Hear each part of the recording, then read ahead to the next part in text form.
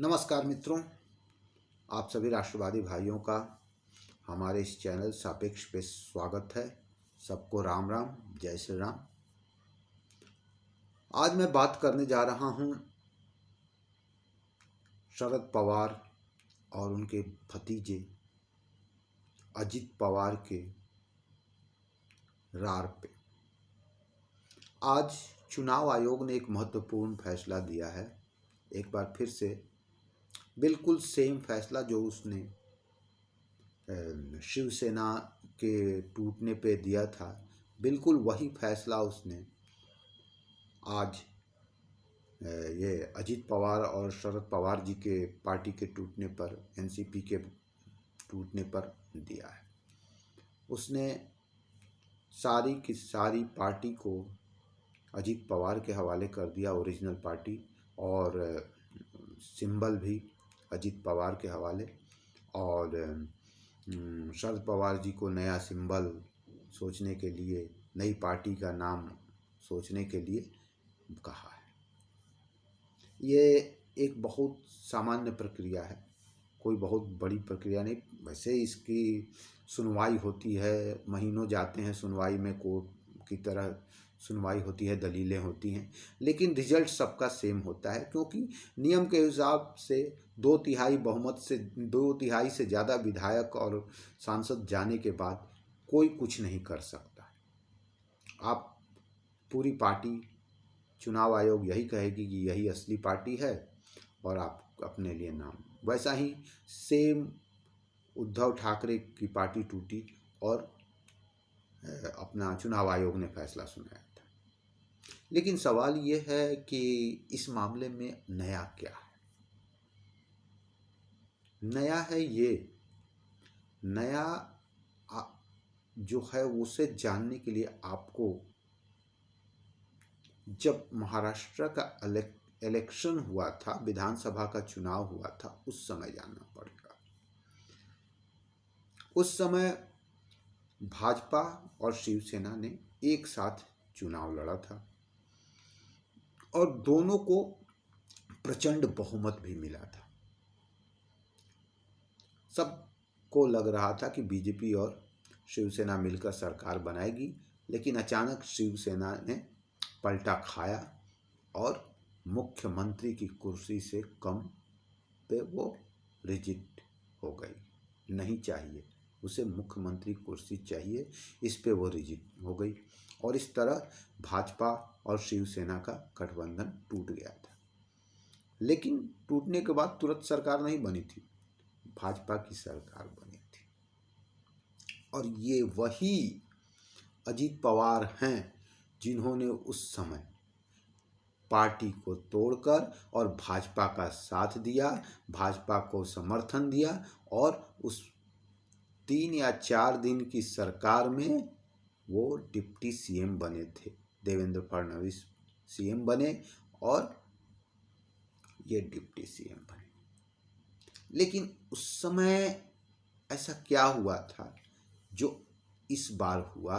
उस समय ऐसा क्या नहीं कर पाए थे अजित पवार, और क्या परिस्थितियां को उस समय पार्टी को इस तरह से नहीं तोड़ पाए जैसा उन्होंने इस बार किया? और क्या ये उसी की कसक थी जो इस बार उन्होंने निकाली? जी हाँ, मैं तो मानता हूं कि ये उसी की कसक है। उस समय एक्चुअली में उस समय कोई नहीं जानता था कि भाजपा और शिवसेना अलग होने वाले थे। किसी को ये पता नहीं था, किसी ने कोई तैयारी नहीं की। उन लोगों को पता था कि हमें विपक्ष में बैठना है। अचानक शिवसेना के अलग होने के बाद अजित पवार को मौका मिला और समय बहुत कम मिला था, और उस छोटे से समय में उन्होंने वो तैयारी वो नहीं कर पाए कि पूरी पार्टी को तोड़ पाए। उन्होंने कोशिश तो की और भाजपा के साथ चले गए, 2 दिन का डिप्टी सीएम का पद भी लिया, लेकिन विधायकों को नहीं ला पाए अपने साथ। और फिर उन्होंने बहुत शर्मिंदगी के साथ उन्हें अपने बिल में वापस घुसना पड़ा था। अगर कोई तलवार लेकर निकल जाए युद्ध के लिए बगावत करके और फिर वापस तलवार मयान में रख कर योद्धा को पीछे लौटना पड़े, वो अंदर कितने खून के घूंट पीता है उस समय, ये आप कल्पना कर सकते हैं। शरद पवार ने वही घूंट पिया था और वही घूंट पीकर पीछे लौटे थे। वैसे उनको डिप्टी सीएम उसमें भी बनाया गया, लेकिन ये उनकी मर्जी नहीं थी। उनकी मर्जी बीजेपी थी, वो बीजेपी के साथ जाना चाहते थे। और तब उन्होंने मजबूरी में फिर से वापस लौटकर अपने चाचा का साथ दिया। उसके बाद चलती रही, समय चलता रहा, उनके साथ पार्टी में अंदरूनी क्या हुआ, वो उनके अपमान उनके सम्मान की बातें वो जाने। लेकिन धीरे धीरे पार्टी में चाचा, अपने चाचा के बारे में वो जानते जरूर होंगे कि चाचा का स्वभाव क्या है, कितने धूर्त हैं वो। चाचा कभी भतीजे के नहीं होते। ये शिवसेना में भी हुआ था और यहाँ पे भी होता है। वहाँ पे उन्होंने अपने बेटे को पद दिया बाल ठाकरे जी ने, और यहाँ पे अपनी बेटी को अध्यक्ष बनाने जा रहे थे। पूरी पार्टी ही हाथ से निकलने वाली है। सुप्रिया सुले अध्यक्ष बन गई।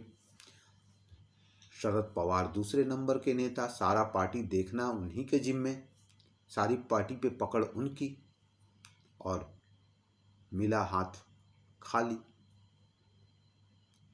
तो ये जो कचोट थी और ज़्यादा बढ़ गई थी।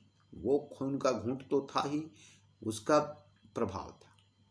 इसलिए इस बार इन्होंने पूरी की पूरी तैयारी के साथ पूरा जड़ से ही उखाड़ दिया इस तथाकथित चाणक्य शरद पवार को।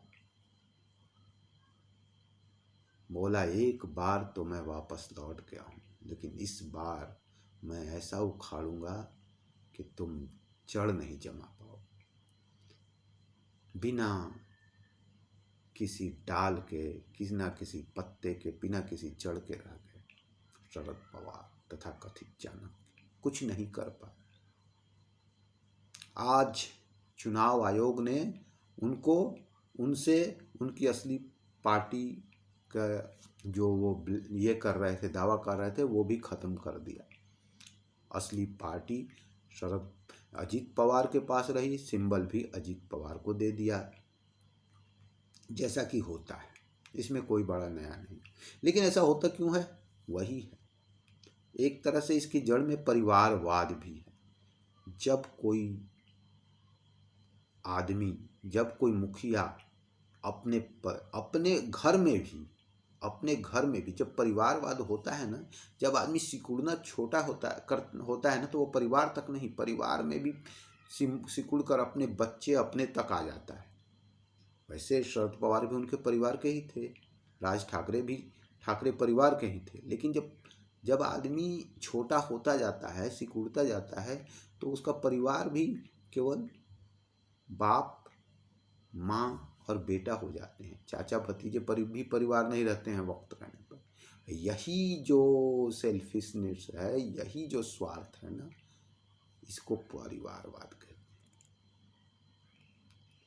अपने नालायक बेटे को पद देने के लिए, पार्टी हाथ में देने के लिए बाल ठाकरे ने राज ठाकरे को किनारे कर दिया। उसी तरह अपने नालायक बेटी को सारा राजपाट देने के लिए शरद पवार अपने भतीजे अजित पवार को किनारे लगा रहे थे।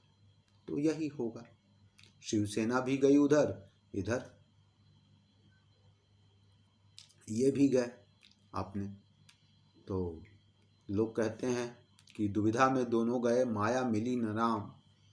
तो उसी तरह स्वार्थ में दोनों गए, न पार्टी मिली और न बेटी को गद्दी मिला। क्या? तो रहेगा। चाणक्य जी, जिन्हें लोग चाणक्य कहते हैं, असल में मैं इनको चाणक्य मानता ही नहीं हूँ। ये एक नंबर का धूर्त है आदमी, जो अपने सिवाय किसी का, बोलता नहीं, स्वार्थी आदमी अपने सिवाय किसी का नहीं सोचता। ये चाहता तो कब का आदमी अपने भतीजे को सीएम बना सकता था। वो किसी अपने पार्टी में किसी को नहीं चाहते थे शरद पवार की इतना बड़ा कद हो कि वो सीएम बन जाए और मेरे ही मुकाबले में खड़ा हो जाए। इसीलिए अपनी पार्टी की सबसे बड़ी पार्टी होते हुए भी इन्होंने दूसरे को सीएम, कांग्रेस को सीएम पद दे दिया। एक मंत्री, वो मुख्यमंत्री रह चुके थे, महाराष्ट्र के मुख्यमंत्री वो रह चुके थे।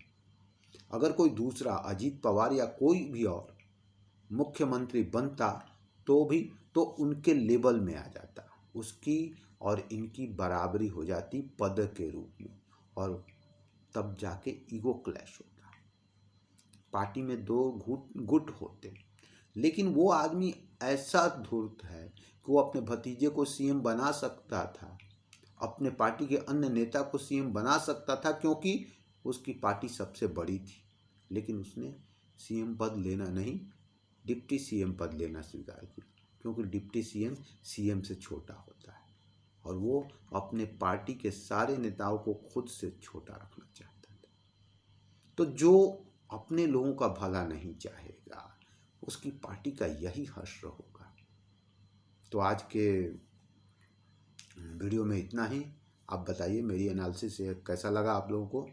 तो आप लोग मेरे चैनल को सब्सक्राइब कीजिए, वीडियो को लाइक कीजिए, देखिए, अच्छा लगे तो कमेंट कीजिए। मैं चलता हूँ, राम राम सभी राष्ट्रवादी भाइयों को। और अपने ये 85-84 साल के शेर जो कहते हैं, बारिश में जो नहाता भाषण दिया था, जिसके कारण उसको 2-4 सीटें मिल गई थी, उनको शुभकामनाएं। जय श्री राम।